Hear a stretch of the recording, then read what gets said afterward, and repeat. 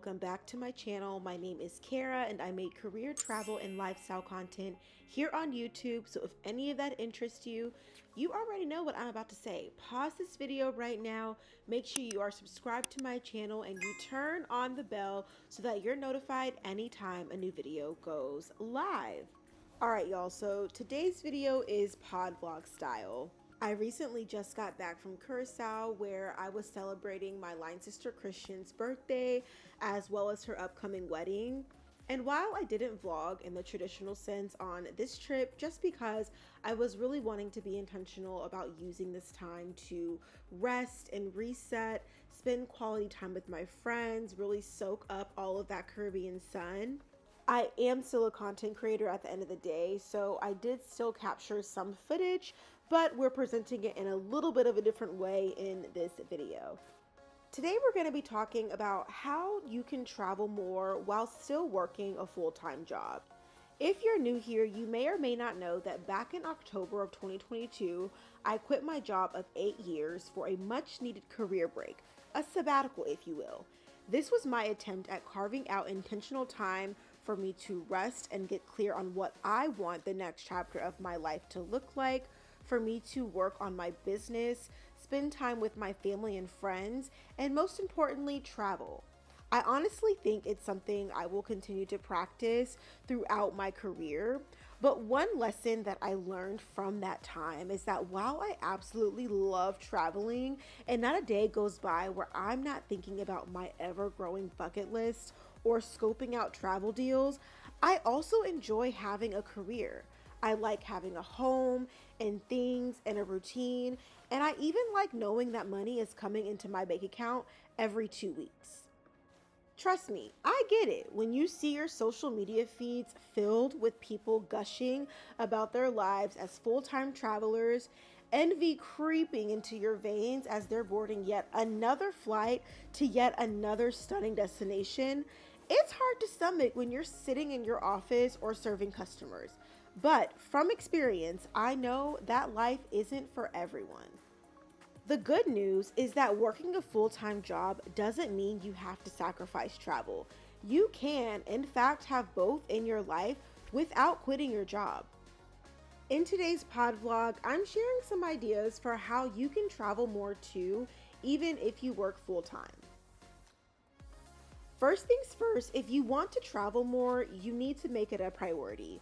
We make time for the things we care about. So start by figuring out what's motivating you to travel.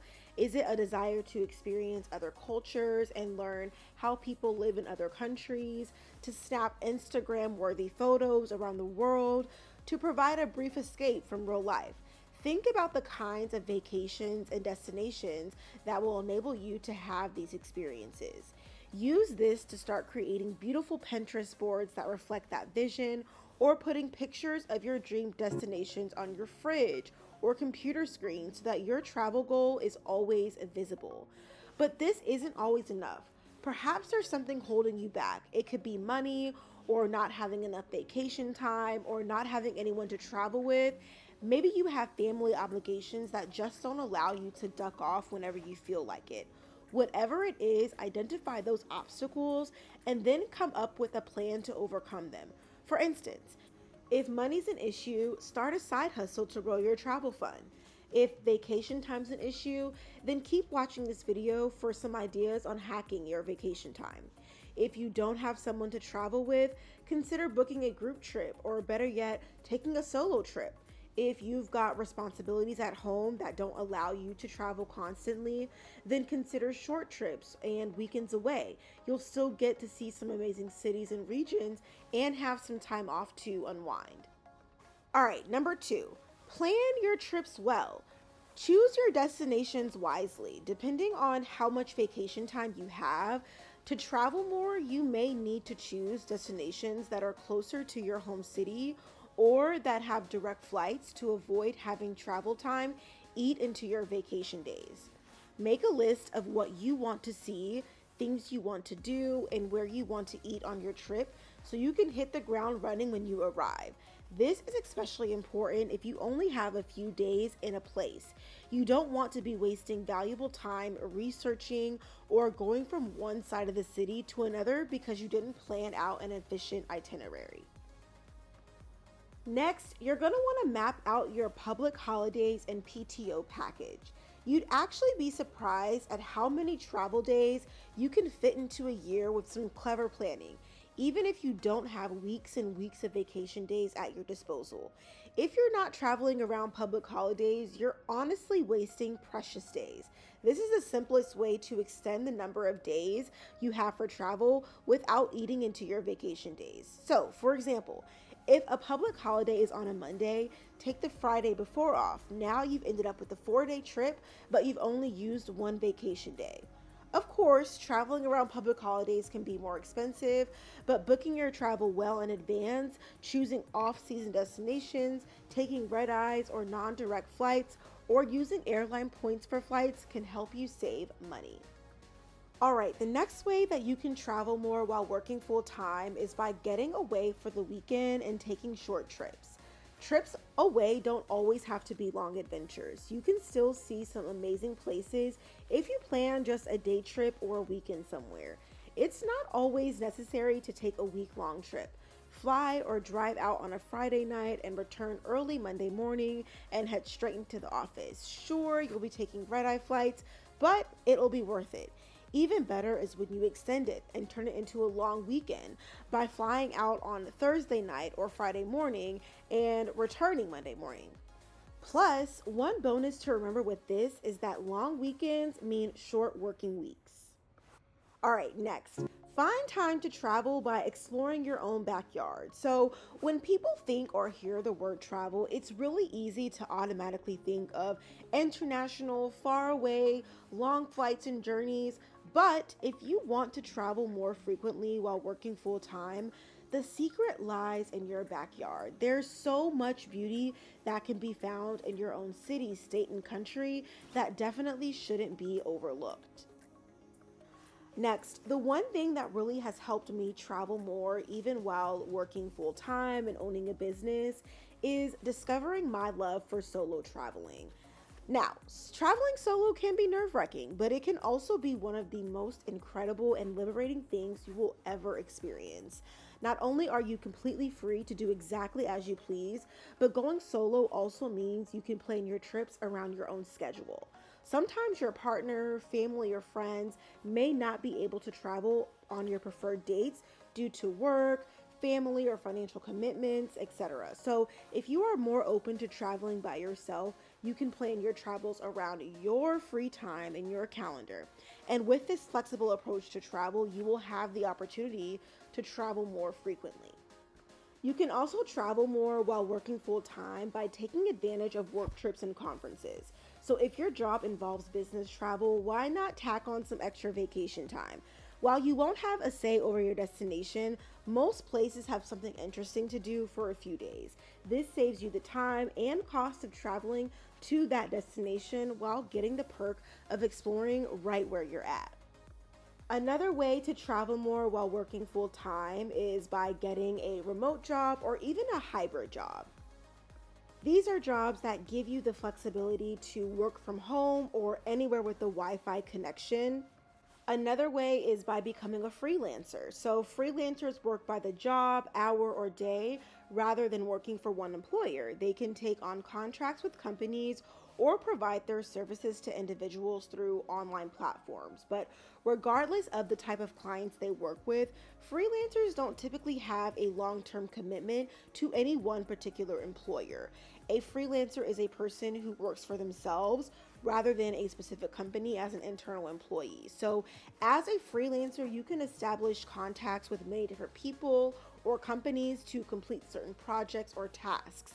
Working as a freelancer offers a number of benefits like setting your own work hours, usually working from any location you choose, and selecting specific projects you're actually interested in working on. And the last way I'll share that you can travel more while working full time is by getting a job that pays you to travel the world. While we can all dream of quitting our jobs and becoming a self sufficient digital nomad or travel influencer, the reality is that most of us need a consistent paycheck to survive. Luckily, there are several great careers out there that combine your favorite activity of traveling with earning a living, such as careers as a flight attendant, a travel nurse, working on a cruise ship, teaching English, just to name a few. So, if you're able to change careers and find a job that allows you to work and travel at the same time, it'll help you achieve your goal of seeing more of the world in a financially responsible way. So, there you have it. Those are just a few ways that you can travel more while working full time. Achieving a balance between full time work and a passion for travel is not only possible, but can add a fulfilling dimension to your life. By exploring remote work options, negotiating flexible arrangements, and maximizing your time off, you can truly create opportunities to travel more frequently. Combining work and leisure trips, strategically planning your holidays, and staying financially mindful through a dedicated travel fund are key strategies. Remember to explore nearby destinations, stay connected virtually, and negotiate additional travel related benefits with your employer. Now, before I end this video, if traveling more is something that you want to do, even if you're working full time, I really challenge you to one, have an honest conversation with yourself about what that can look like for you realistically at this point in your life. Think about your goals and your priorities and your finances, and then plan your next getaway, whether it's a weekend escape or a longer adventure. I want you to make sure that you are actively aligning your professional life with your passion for travel. You have the opportunity to create a life where work and exploration can beautifully coexist. And remember that the fusion of work and travel is not just about exploration, it's truly a holistic approach to a fulfilling life. And with that, I'm going to go ahead and end today's video here. Thank you so much for watching. I hope that it was helpful and that you were walking away with some actionable steps that you can implement to travel more. Traveling has become such a big part of my life, and I truly have these tips to thank for it. These are the things that I do in my everyday life to prioritize this area of my life, and it definitely has taken some trial and error to figure out what works for me. But that's literally everything in life. So I really encourage you, if traveling is something that you want to prioritize and do more of this year, then I encourage you to take deliberate and intentional steps towards making that a reality.